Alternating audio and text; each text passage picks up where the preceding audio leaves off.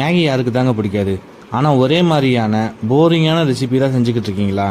இந்த ரெசிபி செஞ்சு பாருங்கள். Egg masala Maggi. பிரேக்ஃபாஸ்ட் இல்லைனா ஈவினிங் டிஃபன் எதுக்கு வேணால் இந்த ரெசிபி செஞ்சு சாப்பிட்டு போகலாம். அவ்வளோ சூப்பராக இருக்கும். வடசட்டியில் எண்ணெய் ஊற்றி சீரகம் கருவேப்பிலை போட்டு தாளித்து அது நல்லா பொரிஞ்சோடனே நல்லா பொடுசாக வெட்டின வெங்காயத்தை போட்டு அதையும் நல்லா தாளிக்கணும். வெங்காயம் நல்லா கோல்டன் ப்ரௌன் ஆகணும். அது வரைக்கும் பொறுமையாக ஸ்லிம்மில் வச்சு தாளிச்சுக்குங்க. இப்போ அதில் ஒரு ஸ்பூன் இஞ்சி பூண்டு பேஸ்ட் நல்லா நசுக்குனது போட்டு மறுபடியும் நல்லா வேக விடுங்க. இஞ்சி பூண்டு பேஸ்ட் பச்சை வாசனை போகிற வரைக்கும் நல்லா வதக்கிக்கலாம். இப்போ இதில் ஒரு தக்காளி எடுத்து அழகாக பியூரி பண்ணி அதில் ஆட் பண்ணிக்கலாம். எனக்கு தக்காளி பிடிக்குங்கிறதுனால தக்காளி பியூரியாகவே ஆட் பண்ணிட்டேன். உங்கள் வீட்டில் கெச்சப் இருந்துச்சுன்னா நீங்கள் அதை கூட ஆட் பண்ணிக்கலாம். நான் இப்போ தான் ஆட் பண்ணேன். ஆனால் நீங்கள் வெங்காயம் வேகும்போது நீங்கள் ஆட் பண்ணிட்டீங்கன்னா வெங்காயம் சீக்கிரமாகவே வெந்துடும். இதில் தக்காளி நல்லா வேகிற வரைக்கும் நல்லா மிக்ஸ் பண்ணி விட்டுக்குங்க. இப்போ இந்த ரெசிபிக்கு தேவையான மஞ்சத்தூளும் மிளகாத்தூளும் ஆட் பண்ணி நல்லா கலந்து விட்டுக்கலாம். இது வேகிற சமயத்துலேயே நான் நூடுல்ஸை நல்லா வேக வச்சுட்டேன். இப்போ அந்த நூடுல்ஸ் வெந்ததும் அதோட தண்ணியும் தனியாக எடுத்து வச்சுருக்கேன். இப்போ இந்த ரெசிபிக்கு நம்ம இனிமேல் இதை ஆட் பண்ண போகிறோம்.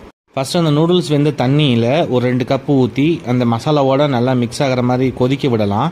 இது இப்போ நல்லா கொதிக்கும் போதே மேகி மசாலா பேக்கெட்டில் நான் 2 பேக்கெட்டை பிரித்து அதில் ஆட் பண்ணிக்கிட்டேன். டேஸ்ட் நல்லா என்ஹான்ஸ் ஆகும் அப்படிங்கிறதுனால. இப்போ இதுவும் சேர்ந்து நல்லா மிக்ஸ் பண்ணி அந்த தண்ணியில் நல்லா கொதித்து அது வேகட்டும். இது வெந்தோடனே வெந்த முட்டை இருக்கு இல்லைங்களா, அதை நல்லா சின்ன சின்ன க்யூப்ஸாக கட் பண்ணி உள்ளே ஆட் பண்ணி அதையும் மிக்ஸ் பண்ணி வச்சுக்கிட்டேன். முட்டையும் மசாலாவும் நல்லா மிக்ஸ் ஆனதுக்கப்புறம் இப்போ அந்த நூடுல்ஸை நம்ம ஆட் பண்ணலாம். நூடுல்ஸ் நல்லா அந்த மசாலாவோட சேர்ந்து வர அளவுக்கு நல்லா மிக்ஸ் பண்ணி நல்லா சுருளை வதக்கி எடுத்து வச்சுக்கலாம்.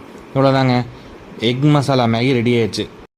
இப்போ இந்த நூடுல்ஸுக்கு மேலே டாப்பிங்க்கு நான் சில்லி ஆயில் ஆட் பண்ணியிருக்கேன். சில சைனீஸ் ரெஸ்டாரண்ட்டில் இந்த சில்லி ஆயில் மிக்ஸ் பண்ணுவாங்க நூடுல்ஸ்க்கு. நல்லா டேஸ்ட்டாக இருக்கும், நல்ல ஃப்ளேவரும் கொடுக்கும். நான் அதனால் ஆட் பண்ணி பார்த்தேன், எனக்கும் ரொம்ப பிடிச்சது.